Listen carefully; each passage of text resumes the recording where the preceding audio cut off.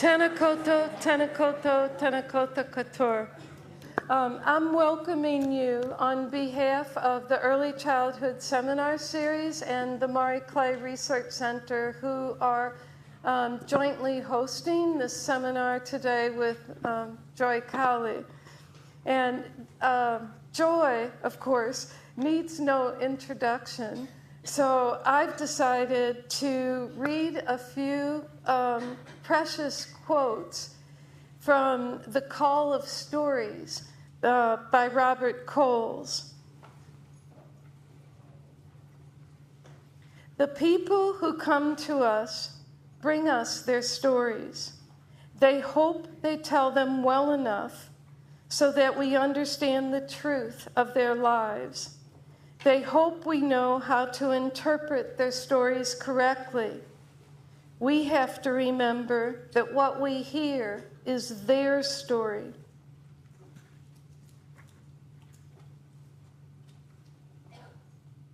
I explained that we had all accumulated stories in our lives, that each of us had a history of such stories, that no one's stories are quite like anyone else's, and that we could, after a fashion, become our own appreciative and comprehending critics by learning to pull together the various incidents in our lives in such a way that they do, in fact, become an old-fashioned story.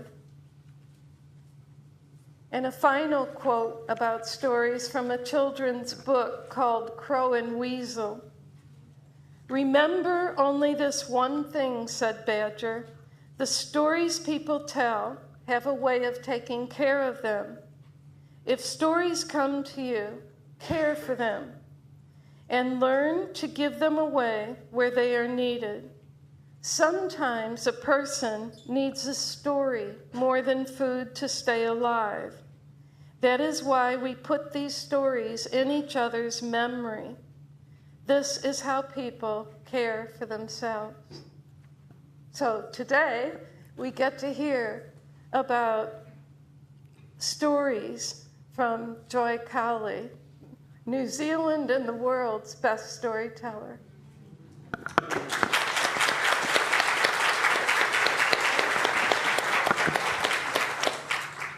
Dear friends of children, oh look, thank you. Thank you for coming. It's not the best weather, and I did wonder if anybody would come, but it's so good to see you all here. Yes, I'm going to talk about story. We all know that story documents our lives. It's how we create society. It's how we show our evolution, his story, her story. But what is story to a young child who just hasn't had the experience of life to be able to be reflective or to evaluate story as we do?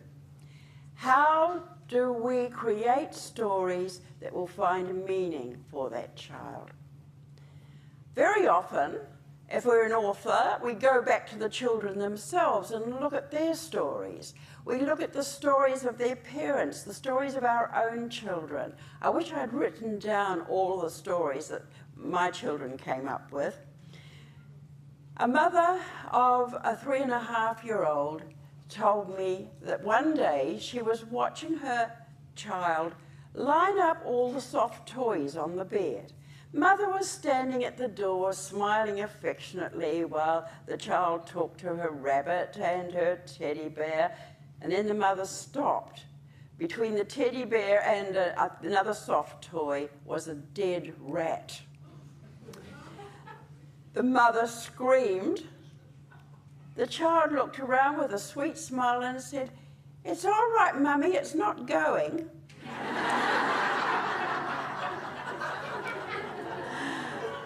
So the child had been telling a story to her toys, and now the mother was telling the story of the child.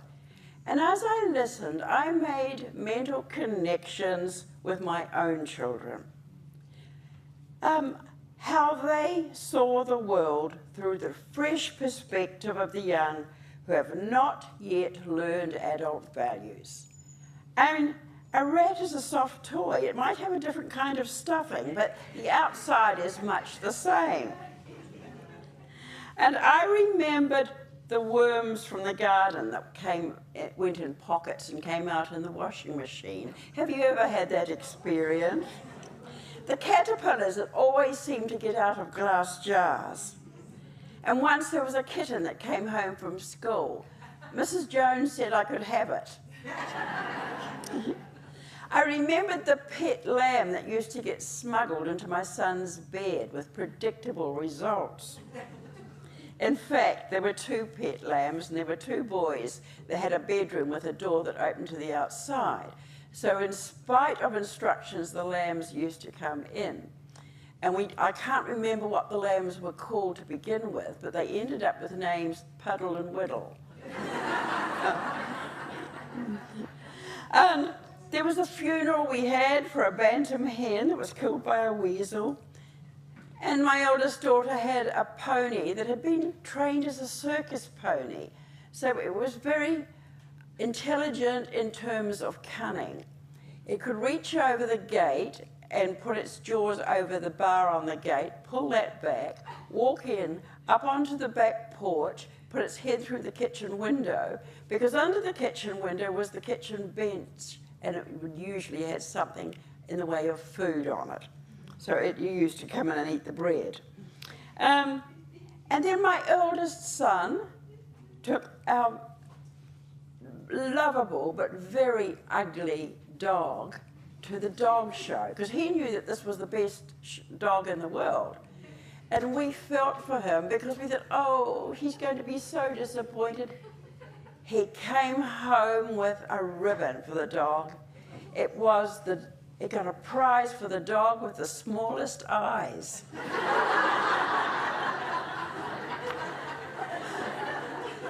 Don't you love that, Judge? So within 10 minutes of being told the story about the dead rat, my head had become full of my own story, animals, tales that documented our lives. And I was very aware of something I see all the time in classrooms. Story begets story. The telling of a story is a stone thrown in the pond, that comes first.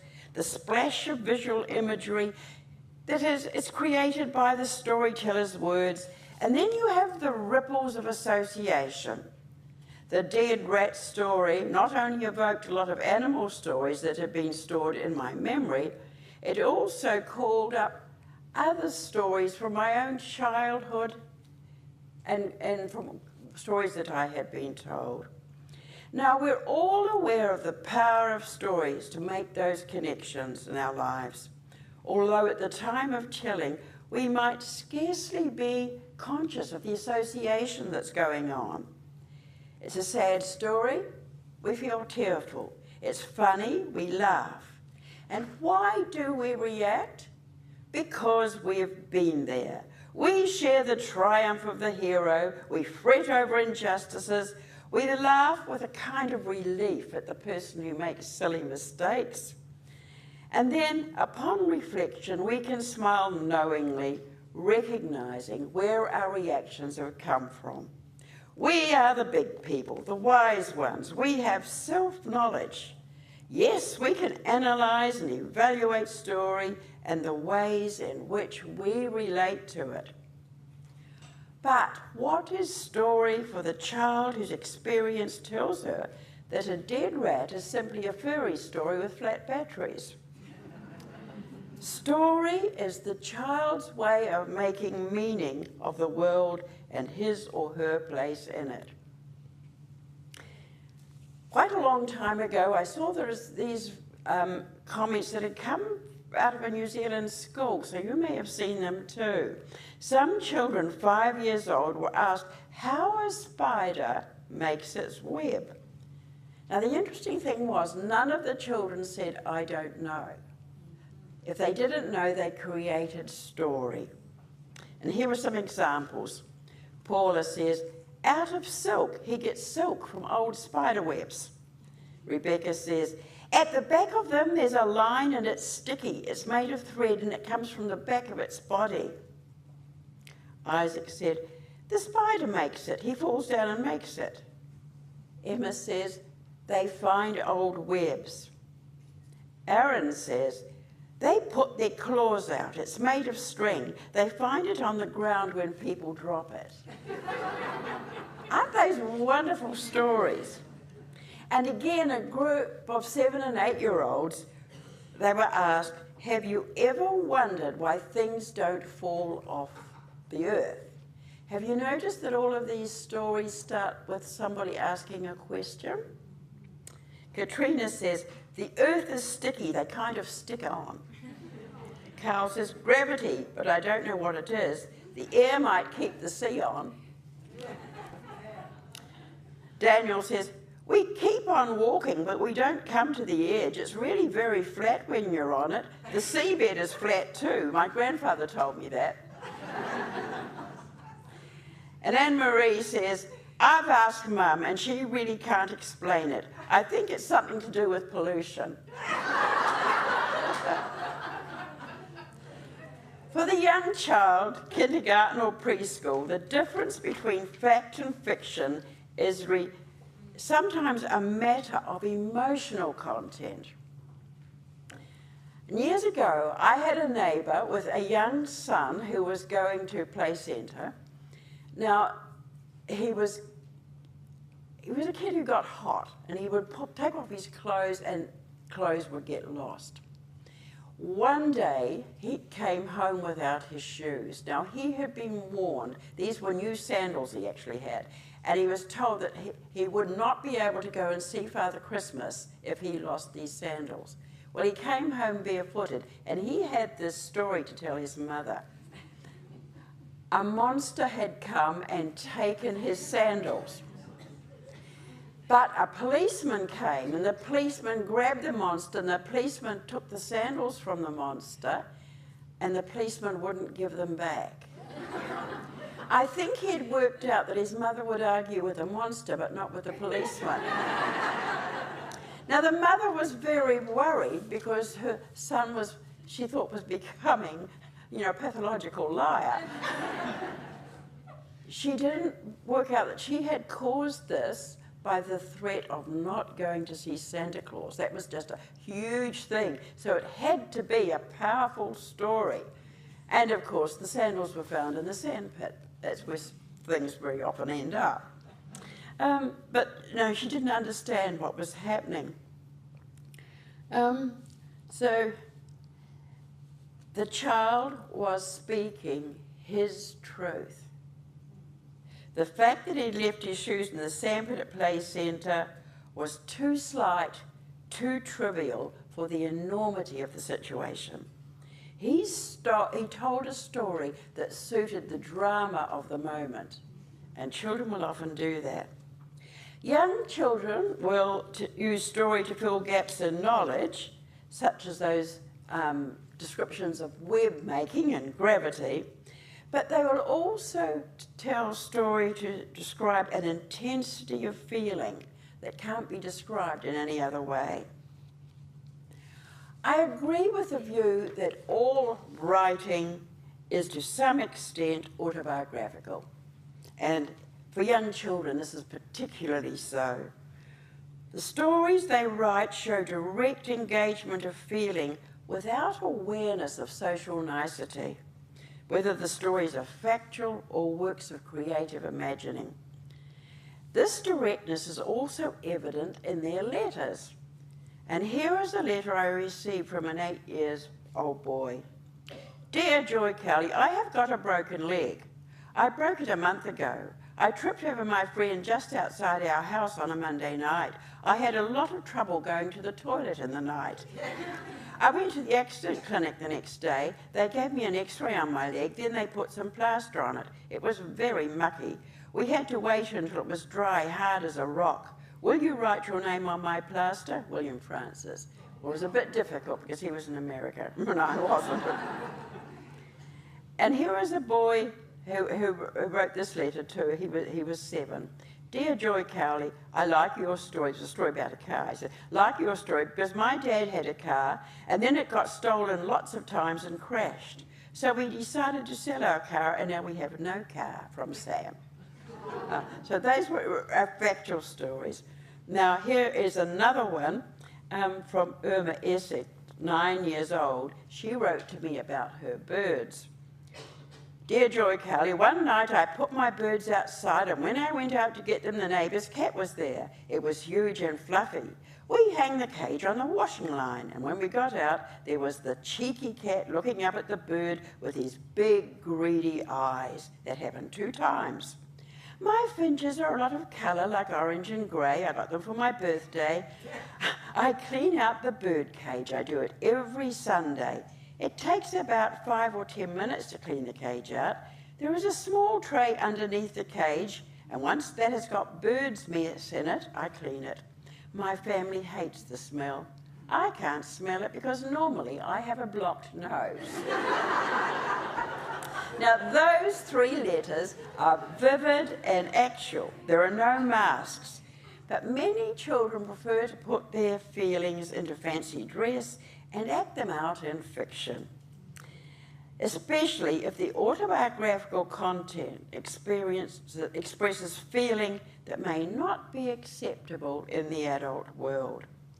At other times, children will write graphically of loss or estrangement.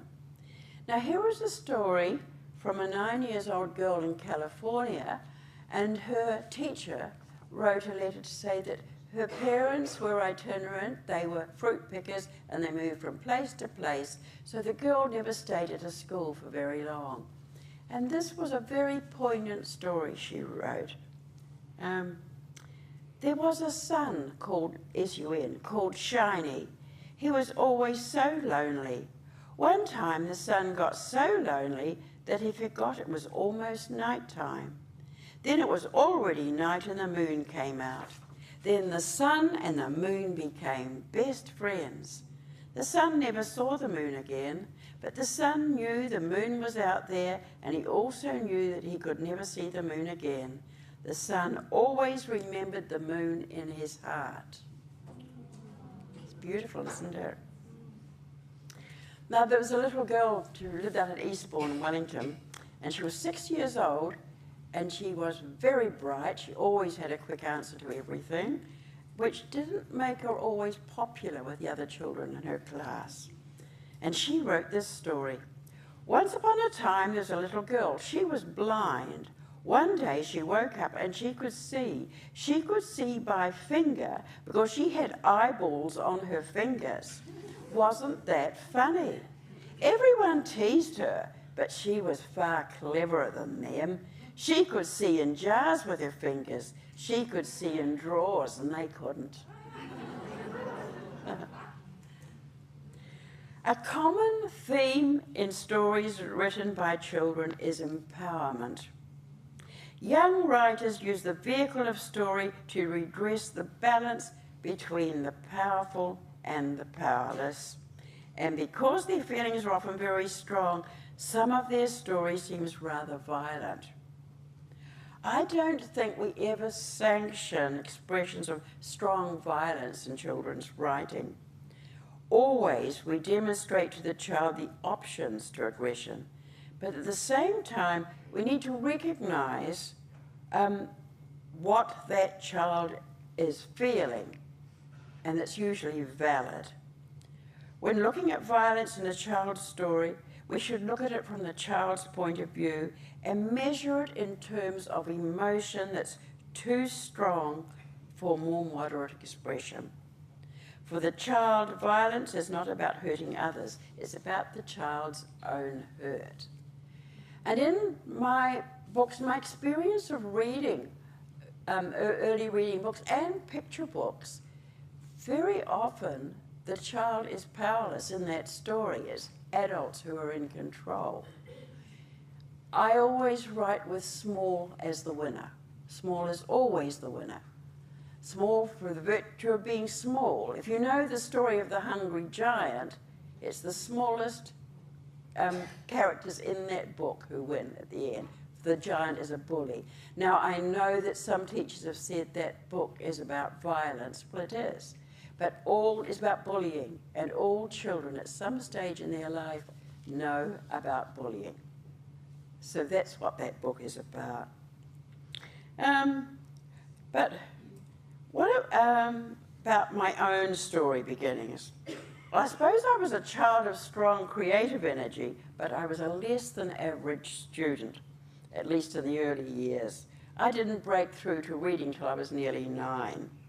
Now, before that, story was made in drawings.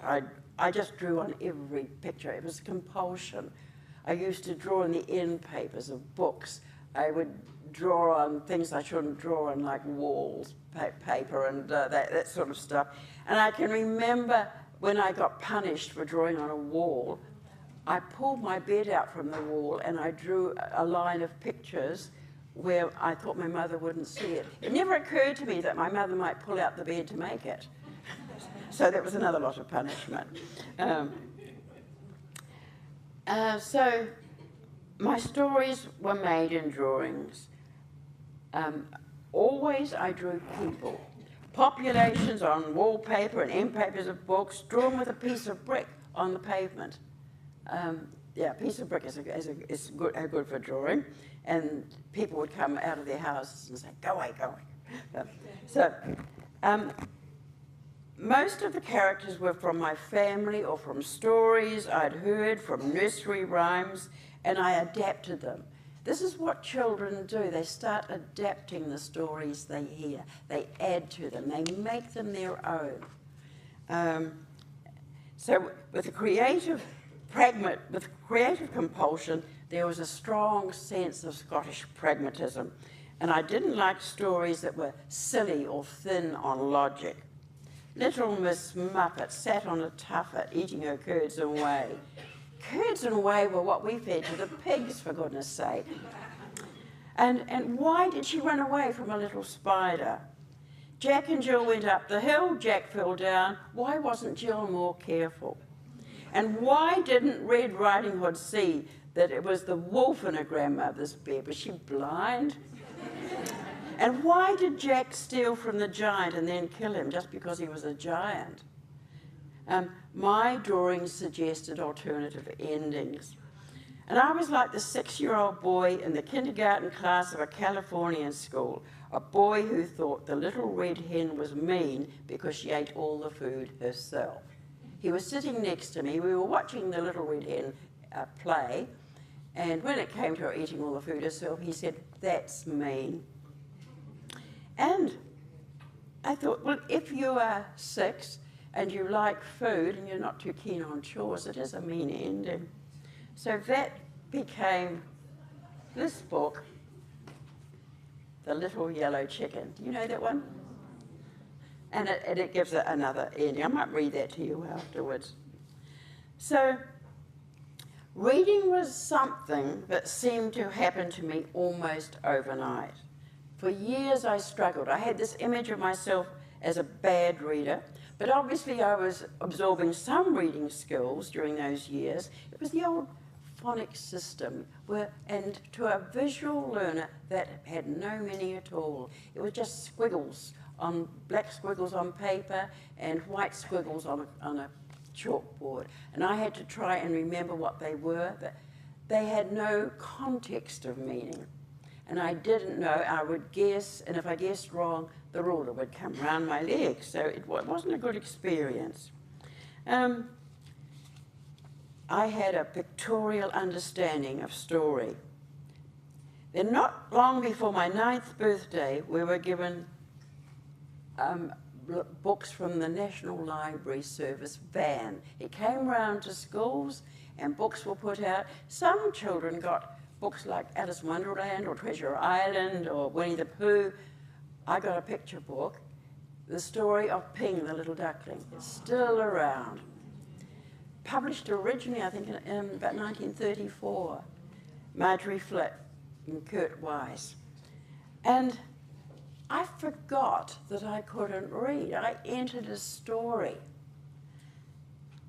And I had that exciting adventure. This little duck, he gets lost, he gets very threatened, and then he finds his way back home. And I had that exciting adventure in the safety of my own chair and desk. And because I didn't want the book to end, I started again at the beginning, and I made this amazing discovery. It was exactly the same the second time I read it. I discovered the constancy of print. Because until then, the stories I'd been fed were oral stories, told by aunts, told by parents, and you know how stories get changed, even if they're reading them from a book. They will leave out bits, they will add on bits. And that was very important to me, because I lived in an unpredictable home environment, and here was something that was solid and was constant. So, I'm sure the learning to read process went on developing in the same slow way, but that didn't seem to me, it seemed to me then that I instantly became a reader with that book. I probably just skipped over bits I didn't read. And a little later, my father took me down to the town library, which didn't have a children's section, but a very wise librarian found books for me that are the so-called classics. And again, there's a lot that I didn't understand, but I did become addicted. And that's when I started writing. I started writing what I read. I would just change it around. I know that some teachers are worried about children giving derivative works they've borrowed from TV. They're writing about vampires and zombies and, you know, the sort of stuff they're watching on their iPads. It's okay. They have to find story elsewhere and story they can relate to before they can make it their own. They will add bits. So what had happened, of course, was that suddenly the reading process had gained meaning for me. It accessed story. It was no longer about such absurd statements as the frog on the log or the cat on the mat. It was nothing to do with getting the right curl on the tail of a G or making a straight L. Reading was all about story, and story was about adventure, about living other lives. I say to children these days, whoever said you only live once was not a reader, because every time you open a book, you enter new lives and meet new people. Story was about power, and to a relatively powerless child, that was addictive. 25 years later, I was a writer of adult short stories and novels and a mother of 4 young children. We lived in a house of story. Not only did we gobble books by the bagful, there was story in every room.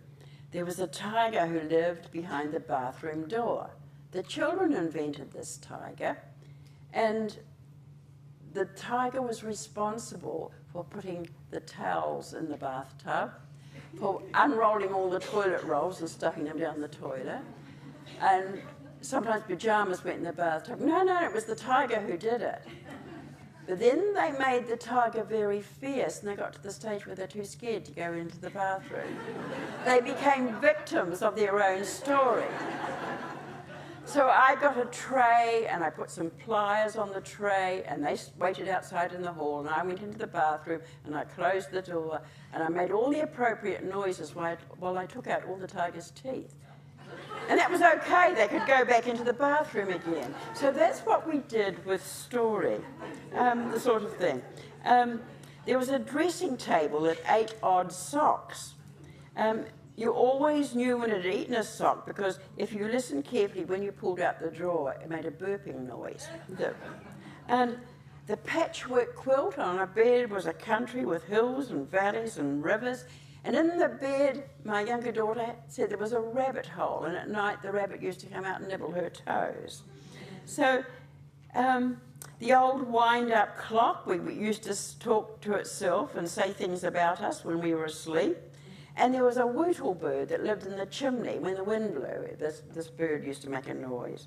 So 3 of the children, Sharon, Judith and James, perpetuated the stories. They added to them as their life experience dictated. But one child, Edward, could not make that connection between actuality and myth. And even as a preschooler, his reaction to story was boredom. I didn't know that. I was very young, and I didn't know that some children's brains were wired differently. He was a very left-brained child. I can remember sitting on the end of one of the beds, and we were reading Charlotte's Web, and 3 of them were engrossed. And Edward pushes his truck across the floor and says, "That's not true, animals don't talk." He was one of those. And we used to go to the library every Friday night. He was the one who chose books on cars or electricity or volcanoes. And he thought that when he went to school, he would be able to read these. That didn't happen. So it was through Edward that I started writing for early reading. Thanks to his teacher, she thought that intervention was necessary. She held up a book about, it was the old Dick and Jane, Janet and John, and said there is no reason why a child should want to read this. And she'd usually need to write for him. And that's how it started. First of all with Edward, and with other children who had difficulties reading from that school, from other schools. And it became something that happened in the afternoons. The parents would bring them round. And those children taught me so much about writing for early reading. The first thing was you could not put a book in front of them because they switched off. Their body language was eloquent. The elbows went in at the sides. They wouldn't look at the book. They had met failure too many times to put themselves at risk. So we did story talk. The questions. If you could have any kind of birthday party you wanted, what would it be like? Questions about things they did, the things that really interested them. Questions about their dreams. Go for the child's interest. Ask questions. And let them bring out the detail. The more you do that, the more detail will come. You just hone in on the details. And then I would start typing with a click-clack typewriter and carbon paper. They would take this, I'd put the story in third person with their name in the title, their name all the way through it, and they took that home and their parents would read it to them. And then I would make, before I saw them again, I must make a little stapled booklet and write the story in very simple language and do some little drawings in it. No child was reluctant to read his own book. They were all boys that I worked with. Later on I worked with a couple of girls, but these children, it was about them. It was their story, it was their own story that they had dictated. So we always began with that oral story. And I might say as for Edward, he became quite adventurous with his stories. They were all about the things that interested. We lived on a farm, and it was Edward saved a hay barn from burning down. Edward rescued his father when his father got stuck on the tractor. And Edward even saved his father from drowning. He had a close association with his dad, and he did all these stories. Actually got quite wild, but his imagination went out on things that he knew and things that interested him. But I must say this: when he had enough reading skills, he never went to fiction, and still doesn't read fiction. When he could read Popular Mechanics magazine, I got him a subscription to that, and he was away. And even now, he's the one who, after Christmas dinner, who will pick up one of the old Encyclopedia Britannicas, thumb through it and say, "Oh, look, this is interesting." And we're all bored still while he reads it to us. Yes. So, these children taught me that humour was very important in a story. And it's very simple. No one is tense when they're laughing. And these children had a really tense attitude to reading books. And the other thing I learnt to do was to put a little twist at the end of a story. And I used to say that that was a bit like getting pudding after vegetables. You know, they'd get to the end of the book and they would get a little surprise. There was a little book here, I think.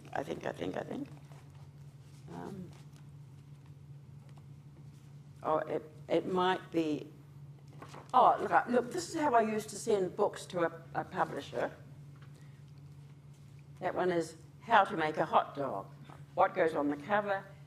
I don't dictate like this to picture books for fluent readers because the illustrator I regard as a co-author.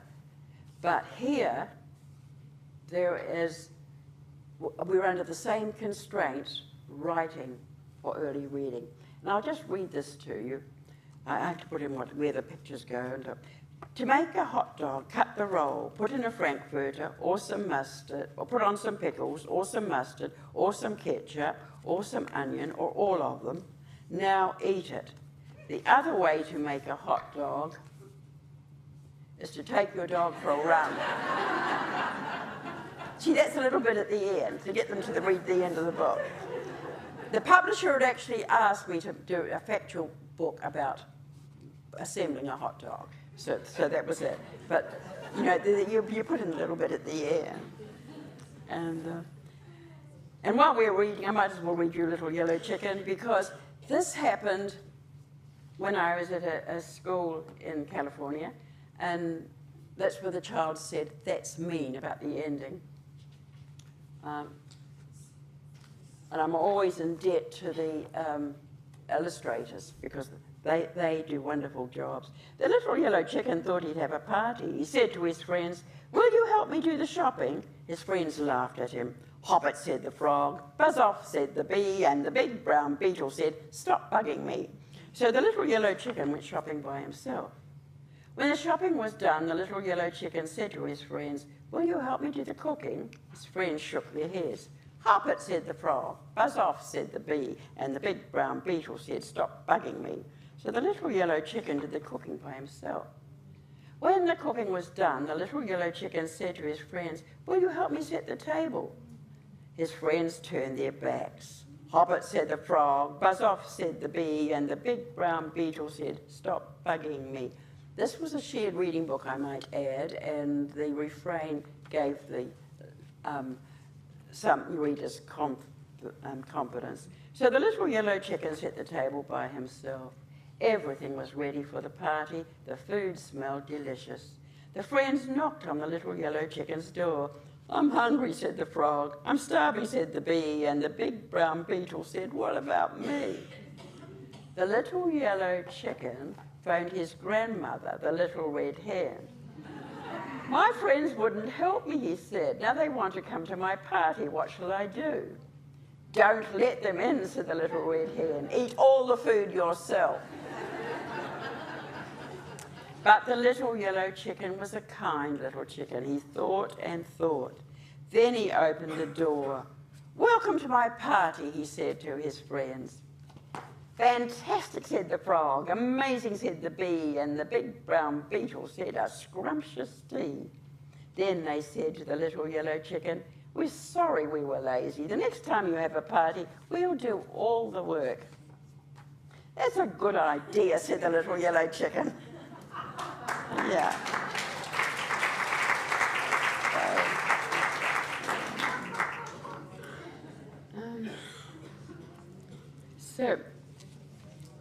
And you know, when I was working with these children, dyslexia was the buzzword in those days, and I know that it does exist. I'm equally sure that it didn't exist for any of those children. They were arbitrarily labelled dyslexic, well, some of them were. And I noticed they had no right-left confusion in doing the things they liked doing. Good at ball handling, good at games, it just wasn't there. But you know, the moment you produced a book, the body language would change, they would become tense. So I also wrote short fantasy stories for some children, and I learned the value of repetition for less than confident readers. Certainly there's repetition of the service words, the words that couldn't be illustrated. And those children taught me so much about writing for early reading.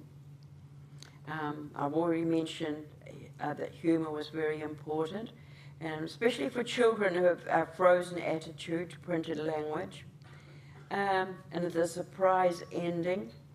And I realised that at an early emergent level it was important for the child to have many books that were easy and interesting, so that the child saw himself as a reader long before he actually was.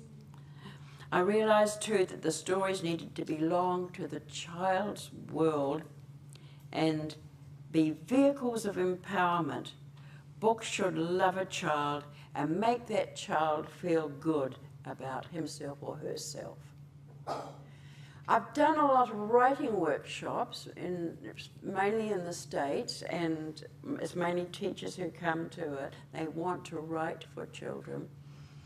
We need to know the child's interest. We need to know to write from that child's point of view.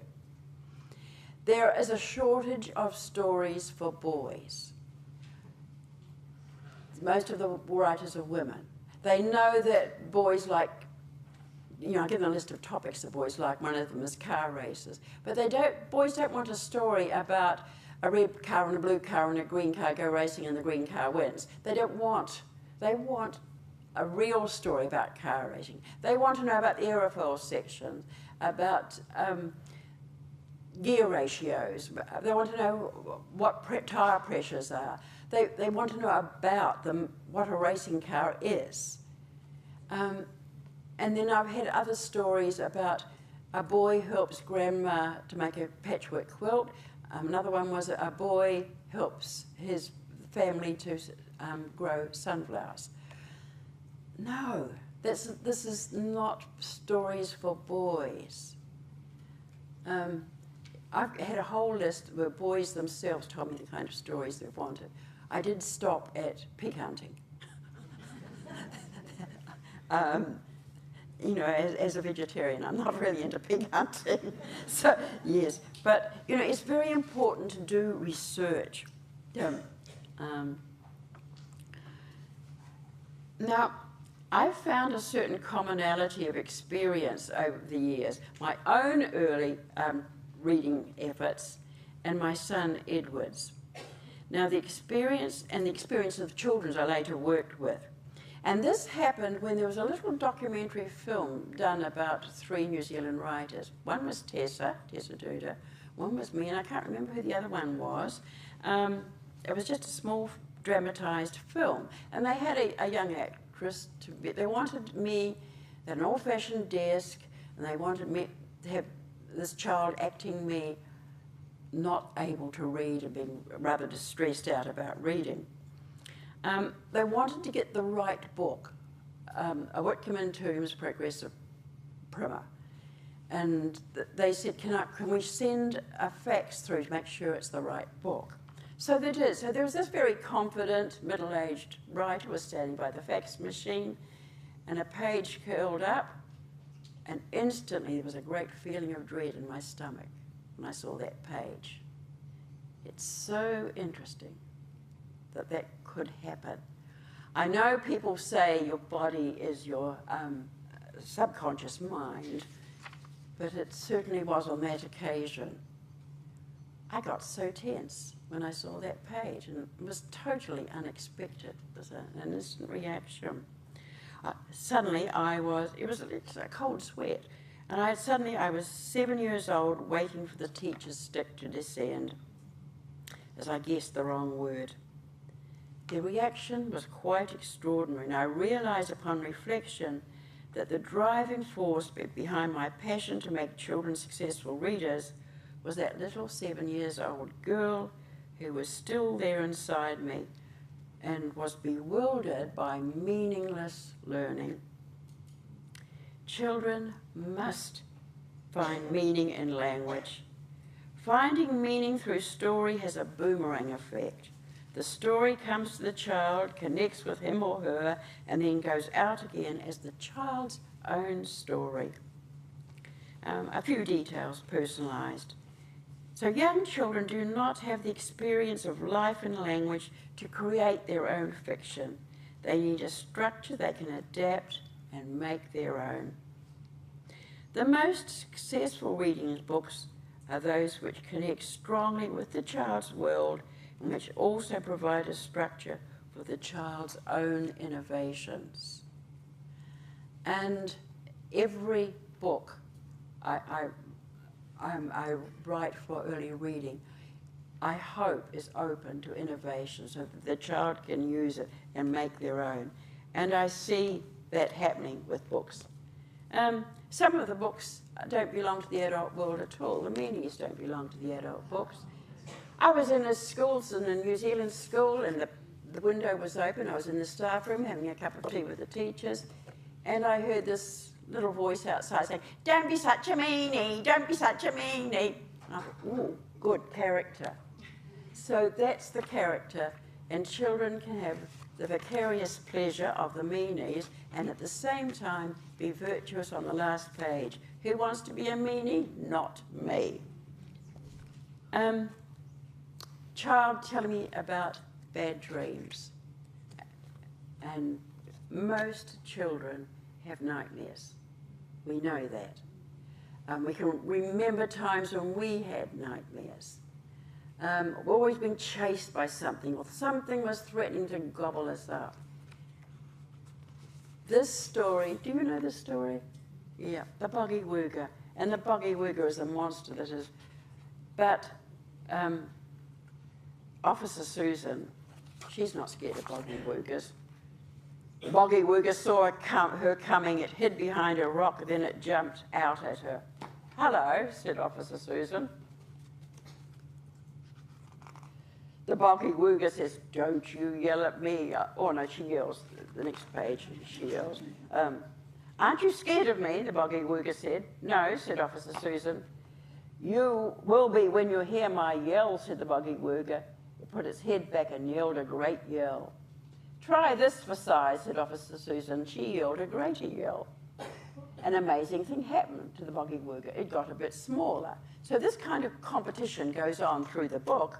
And finally,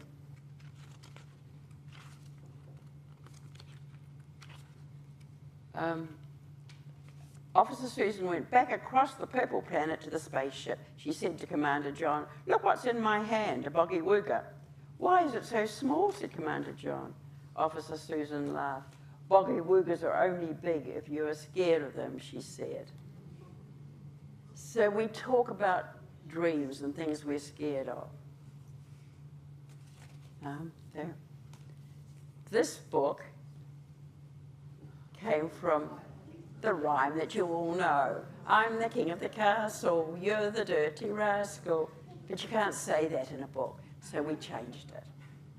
So, yeah.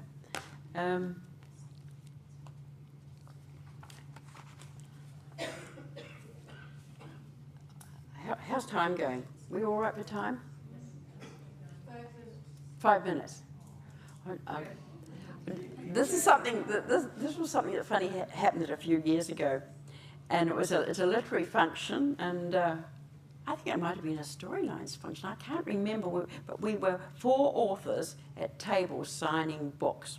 There was Linley Dodd autographing her latest Terry McClary book, Tessa Duda, Margaret Mahi, and myself. And a boy of about 8 or 9 came through a door behind me.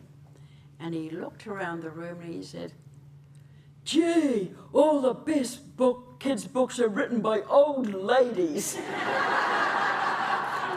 I can assure you he wasn't being complimentary.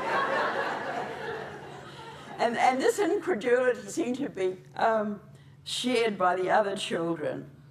So often children will ask me my age, and I say, "Well, When I get up in the morning, I'm 16, and when I go to bed at night, I'm 96. It works a bit like that. But I do say to children, look, I used to think that we aged like apples. We got ripe, we got wrinkly, and then we fell off the tree. I said, now I know we age like onions. It's one layer of one layer, and another layer, and another layer, and always there is that green shoot of childhood in the beginning. Right in the middle there. It's still there. Remember that green shoot of your childhood and the laughter that is with that.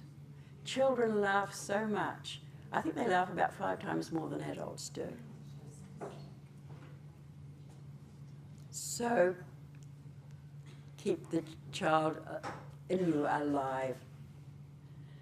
I had to be in Parliament for some thing that was just a function there, and it was a lot of people who were being given a little sort of community medal. But by a lot, I mean it was about 150, but each person was invited to say something about themselves. And for some people, this was an opportunity they'd never had before.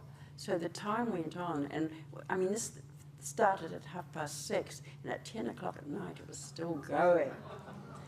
And it was done by region, and the Wairarapa was sort of one of the last regions, which was last in the alphabet.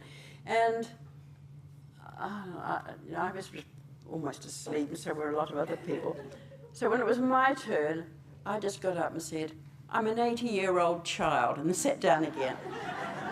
But everybody reacted to that because the child is still alive and well in us. And long may that be so. Thank you very much.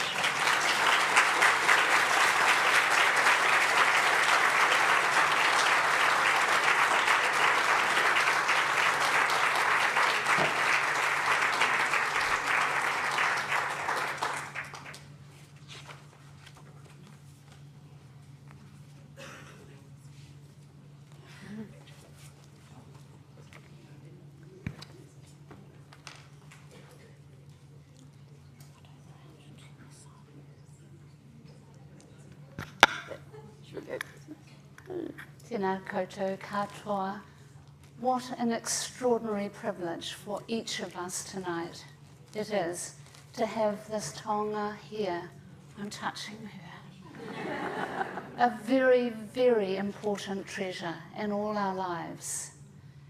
And story, and New Zealand story at the very heart of it. Joy, we can't thank you enough for all you've done for us, for all you are, for all you've brought to us, for all of our lives. Most of us here have known you in some capacity or another for all of our lives. You are a treasure. You're going to argue with that, aren't you? No, I'm not. I'm just going to point out that we don't exist on our own. We exist in a community. And my community has always been teachers and children. Thank you. And the very, very best teachers are those that keep that little green sprout alive in their classrooms. I just wanted to talk very briefly. Annie Peru, the author, talked when she got a little bit older about the anonymity of age. And for a long time I couldn't wait for that, because she said when you're old you can eavesdrop on conversations and hear what's going on. And I commute by bus and ferry these days, and I hear the most extraordinary stories. And this morning coming to work, knowing that I'd see you, I heard these 2 young people on the bus say, hey, you remember that nerd that used to sit up the tree and read books all day? Well, I saw her at uni yesterday. And they went on to discuss how nerdy and weird this young woman was.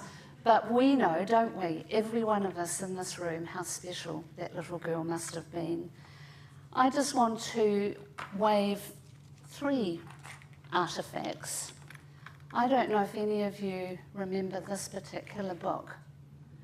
It's my favourite of yours, because I'm a child of the 60s and I used to listen to a radio serial called The Lost Tribe of Te Anau. Did anyone else remember that? And I've always been fascinated.